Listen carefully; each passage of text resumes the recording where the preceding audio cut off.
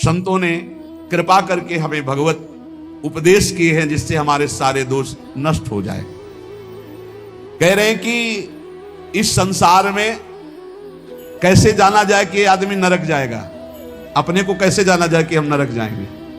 बोले विश्वासघातिनो ये च कृतज्ञाव्रत लोपिनः द्विज देवेषु विद्विष्टा शांतयन्ते धराम नराः। जिसने किसी को विश्वास दिलाया और विश्वासघात कर दिया उसको नरक की प्राप्ति होगी। विश्वासघाती महापापी माना जाता है, कभी विश्वासघात न करे। कोई शरण में आ जाए या किसी को वचन दे दे या किसी को विश्वास दे दे फिर विश्वासघात करे उसको नरक की प्राप्ति होती है। दूसरा, कृतज्ञ, तुम्हारे साथ उपकार किया, तुमने उपकार नहीं माना, उसका अमंगल किया, नरक की प्राप्ति होगी। तीसरा, आज से मैं ये करूंगा ऐसा व्रत लिया और व्रत तोड़ दिया बीच में, उसको नरक की प्राप्ति होगी।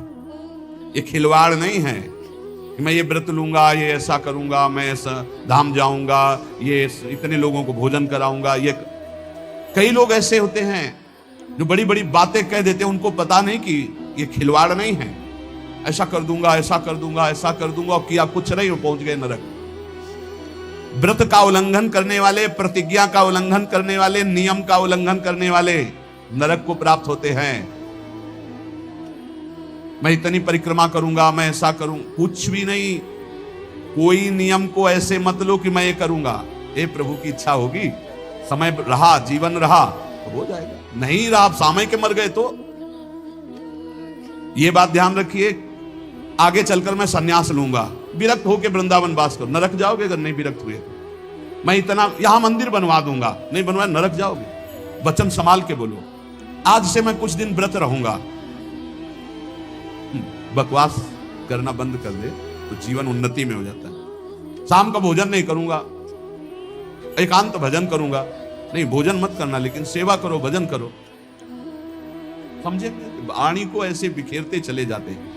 व्रत का उल्लंघन करने वाला नरक की गति को प्राप्त होता है। संतों से द्वेष करने वाला, गुरु से द्वेष करने वाला, ये नरक को प्राप्त होते हैं। और ध्यान से सुनो, जो माता पिता को दंडित करता है, गाली देता है, अपमान करता है, उसे सीधे नरक की प्राप्ति होती है। बिल्कुल पक्का समझ लो।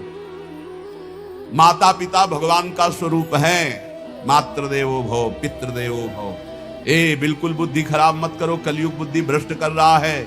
माने मात पिता ने देवा साधुन ते करवावे सेवा, जिनके ये आचरण भवानी ते निश्चर समझानो। राक्षस है, और ऐसे राक्षस अब पुत्र रूप में ज्यादा पैदा हो रहे हैं। एक देखा हूं कि माता को बाल पकड़ के घसीट रहा है, लात से पेट में प्रहार कर रहा है, पिता को थप्पड़ और सीधे छाती पे लात। वाह, इस पुत्र की जानते हो क्या गति होगी? सीधे रो रो नरक। फिर वहां जो दंड मिलता है, वहां मरना तो है नहीं प्यारे, ना बेहोश हो सकते हो ना मर सकते हो, होश में रहकर दंड भोगना है। नरक की ये खासियत है। 100 बार काटे जाओगे, 100 बार जिंदा रहोगे, उसे यातना देह कहते हैं। होश में ये मत मानना कि नरक वरक नहीं है। जैसे लोग कहते जा रहे हैं कौन नरक सरक, बोल लो बोल लो। जब फंसते हो ना, बोले यही सब मिलता है, यही नहीं मिलता है। जब चोरी करोगे तो पहले घर से लेके थाने तक डंडा चलेगा, फिर थाने में स्पेशल पिटाई होगी, फिर कपड़े वपड़े संभाल के तुम्हारे हथकड़ी लगा के जज के सामने, फिर वहां तुम्हारी चोरी का न्याय होगा। ये ब्याज में मिला है। ये ब्याज में घर से लेकर पकड़ने तक और थाने तक जो पिटाई हुई, ये ब्याज है। मूल तो न्यायाधीश करेगा कि 20 साल की सजा या मुफ्त इतना इतना दंड। ऐसे ही कर लो मनमानी पाप। यहां जो ठोकर और रोग हैं, ये तो ब्याज है, मूल तो नरक में भोगना पड़ेगा। जो माता पिता का त्याग कर देता है उसे नरक की प्राप्ति होती है। जो माता पिता को दंड देता है, जो माता पिता को गाली देता है, और जो अपनी पाणी ग्रहण की हुई स्त्री को, निर्दोष स्त्री को नाना प्रकार के दोषारोपण करके दंड देता रहता है, कलह मचाता रहता है, ऐसे पुरुष को नरक की प्राप्ति। और जो अपने सज्जन पति का त्याग कर पर पुरुष का अनुसरण करती, ऐसी स्त्री को नरक की प्राप्ति होती है।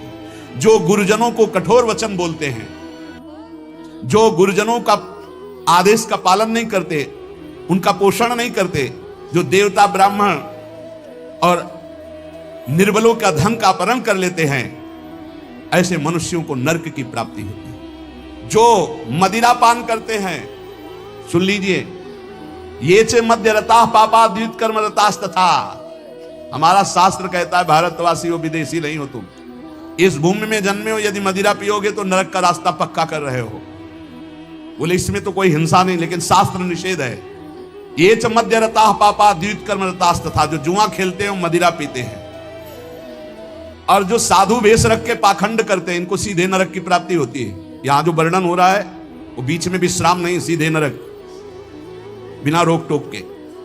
जो माता पिता को दंड देते हैं, जो निर्बलों का धन अपहरण करते हैं, जो देवताओं का धन अपहरण करते हैं, देव मंदिरों का, जो पापी मदिरा पीता है, जुआ खेलता है, जो पाखंड करता है साधु वेश में, इन सबको नरक की प्राप्ति होती है। ऐसा थोड़ी कि तुम साधु वेश रख लिए तो तुम चक्रवर्ती हो, जो चाहो सो कर सको, नहीं। देखो अगर साधु वेश धरकर गलती हो जाए तो भगवान क्षमा करते, चूक, लेकिन पाखंड का मतलब जानबूझ के वही करते रहना, महापात की, अतिपात की, इन सबको। और जो दूसरे जीव जंतुओं को पका के खाते हैं, जो जीवों को पका के, ये भारत है, भारत धर्मात्माओं का देश है, महात्माओं का देश है, यति और सतियों का देश है। यहां एक कबूतर के लिए अपने शरीर को काट के तराजू पे रख दिया, ये वो राजाओं का देश है, वो प्रजा का देश है जो शरणागतों के लिए जीवन अर्पित कर दे। यहां जो जीव जंतुओं को पका के खाते हैं, भैया सुन लो, ये जो मांस मछली वंडा खाने वाले, बोले और तो कुछ हम नहीं खाते, मछली खाते। तो मछली में जीव नहीं? बोले नहीं, पानी की तरोई है। हाँ हाँ, हमसे बोले एक तरोई जो होती है वो जमीन में छेलती है, पानी की तरोई है मछली, पानी की तरोई है वो। बनोगे तुम भी पानी की तरोई, तैयार हो जाओ, फिर तुमको सीधे मिर्ची की तरह तल के कढ़ाई में जिंदा फिर खाएंगे। वो काल स्वरूप भगवान है। अर्जुन को दिखाया कि देखो भीष्म द्रोणाचार्य लौंग इलायची की तरह फंसे हमारी दाढ़ों में, होश में रहो, शास्त्र आज्ञा है। जो दूसरे जीव जंतुओं को मार के उबाल के, बोले हम तो नहीं इसे पर खरीद के लाते हैं, वैसे ही भोग मिलेगा, दंड मिलेगा। और सुनो, जो सत्कर्म का संकल्प करके सत्कर्म नहीं करते, सत्कर्म का संकल्प लेके, सत्कर्म का ये करूंगा, ये दूंगा, ये कभी मत बोलो, जबान से कर दो, कर दिया, जबान से बोल दिया और किया नहीं तो नरक जाओगे। जो दूसरों को सदैव कष्ट ही देता रहता है, जो शास्त्र और धर्म के विरुद्ध चलता है, शास्त्र के अनुसार चलने वालों का उपहास करता है, जो दूसरे की जीविका छीन लेता है, जो द्वेषवश महामहिम गुरुजनों की निंदा में प्रवृत्त होता है, वे सब नरक जाते हैं। जो दाता दान दे रहा है और वो जाकर उसको भड़का के रोक देते हैं, नरक जाएंगे, दाता भी और भड़काने वाला भी। जो पाप कर्म के लिए प्रेरणा देता है, जो अनाथ उनको पीड़ा पहुंचाता है, इन भूतल पर ऐसे लोगों को नरक की प्राप्ति होती है और ये पाप उनको घोर दुख में, नरकों में ढकेलते हैं।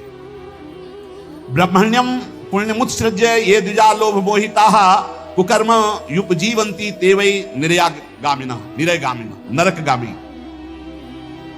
ध्यान से सुनना, जो ऊंचे कुलों में जन्म लेकर के निम्न आचरण करते हैं, न संध्या है, न बंधन है, न अर्घ देना है, बस मनमानी पापाचरण, सीधे नरक, खिलवाड़ नहीं है। तभी कलयुग ने ब्रह्मा जी से कहा था चिंता मत करो। जैसे बड़े भैया ने सतयुग ने कहा हमारे राज्य में कोई नरक नहीं जाएगा, कि छोटे भैया त्रेता जी ने कहा कि हमारे राज्य में भी जैसे बड़े भैया का राज्य वैसे ही रहेगा। द्वापर ने कहा आज्ञा पालन की कोशिश करेंगे। तो कलयुग ने कहा ब्रह्मा जी से वचन देते हैं, भूल चूक से कोई स्वर्ग या परम पद चला जाए ना, सीधे नरक भेजेंगे, हाउसफुल, नरक हाउसफुल रहेगा। देख लो ना, यही लक्षण है, जो लक्षण है उनको देखो प्राय। जो लोभ से मोहित होकर परम पवित्र कुलों में जन्म कर होकर के अपने कुल धर्म का त्याग करके पापाचरण करते हैं, ऐसों को नरक की प्राप्ति होती है। जो भगवान को गालियां देते हैं, नास्तिक हैं, इनको नरक की प्राप्ति होती है। जो धर्म की मर्यादा को भंग करते हैं, उनको नरक की प्राप्ति होती है। जो कामी पुरुष दूसरे की स्त्रियों के साथ या कामी दूसरे पुरुषों के साथ, उनको नरक की प्राप्ति होती है। ध्यान दे दे, भारत है, धर्म विधान है। अब आप कह दो कि नहीं कानून नहीं, ये कानून, ये भागवतिक कानून है, भगवान का बनाया हुआ है, तुम्हें भोगना पड़ेगा। होश में सत्संग सुनाने के लिए ये बड़े बड़े शास्त्रों से, महर्षियों से इसीलिए चयन करते हैं कि तुम्हारे और हमारे होश ठीक रहे। ये भारत है, ये धर्म भूमि है, यहां मनमानी आचरण नहीं कि पतिवंचक पर पति रति करई, गोस्वामी तुलसीदास जी, रौ रौ नरक कल्प सत परई, ऐसे पुरुष के लिए भी है। जो दंभ करता है, जो किसी को दान देने की बात कह के पलट जाता है, उसे नरक की प्राप्ति होती है। जो दूसरों की चुगली करता है, जो अभिमान में भर करके दैन्य पुरुषों को सताता है, ऐसे लोग होते हैं। जो झूठ बोलता है बात बात पे, उनको नरक की प्राप्ति होती है। जो अपनी बात कह के सीधे पलट जाता है, जो दूसरों का धन हड़प लेता है, जो दूसरों को निष्कलंक होने पर भी कलंक लगाता है, ऐसे लोगों को नरक की प्राप्ति होती है। जो पराये सुख और संपत्ति को देखकर जलते हैं, जो प्राणियों के प्राण लेने में बड़े सुख का अनुभव करते हैं, तलछा तलछा कर मारते हैं, बहुत निर्दयी लोग हैं, बहुत निर्दयी। ये जलाते हैं पशुओं को, ऐसे पैर बांध दिए, ऊपर ऐसे सरिया डाल के उसमें पैरों में, और नीचे आग लगा दी। धीरे धीरे घंटों में तड़प, अब मुंह बंधा है, आवाज नहीं निकल, तड़प तड़प करो, मर रहे। और वो 4-10 बैठे हंसी मजाक करो करो मजाक करो। यमदूत ऐसे ही बांधेंगे, बिल्कुल ऐसे ही। और वहां यहां एक दिन तुम ऐसा पाप करोगे, वहां सैकड़ों वर्ष उसका भोगना पड़ेगा। जैसे 15-20 मिनट पाप कर ले, कत्ल कर ले, व्यभिचार कर ले, पूरे जीवन जेल में रहना पड़ेगा, फांसी भी हो सकती है।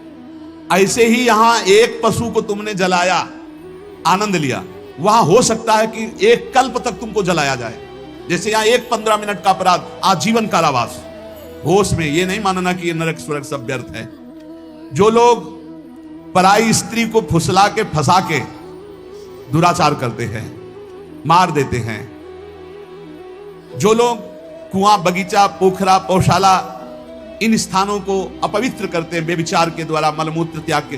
मान लो पानी है, पानी में मलमूत्र करना, पानी में व्यभिचार करना, ऐसों को सीधे नरक मिलता है, सीधे नरक। पोखरे में, कुएं में, बगीचे में जो अपवित्र आचरण करते हैं, उनको नरक की प्राप्ति होती है। जो देव स्थानों में दी गई जमीन संपत्ति को हड़प लेते हैं, जो बच्चों को चुरा लेते हैं, शिशु बच्चों को चुरा कर बेचना, या जो अतिथि को भोजन दिए बिना स्वयं भोजन कर लेते हैं, ऐसे लोगों को नरक की प्राप्ति होती है। जो सन्यास का संकल्प लेकर फिर सन्यास आश्रम को कलंकित करते हैं, जो मित्र भाव करके दगा दे देते हैं, ऐसे जितने पुरुष बताए गए, ये सब के सब नरकगामी होते हैं। इसलिए हम श्री भगवान का आश्रय लेकर नाम जप करते हुए सुधार करें, हमको नरक न जाना पड़े, इसी जन्म में हमारी भगवत प्राप्ति हो जाए, निश्चित हो जाएगी नाम जप से। और ये संकल्प लो, अब लो नसानी अब ना न सही हो, तो भगवान कृपा करके माफ कर देंगे। हम तो हम सर्व पापेभ्यो मोक्षयिष्यामि मा शुचा। श्री राधा वल्लभ लाल की।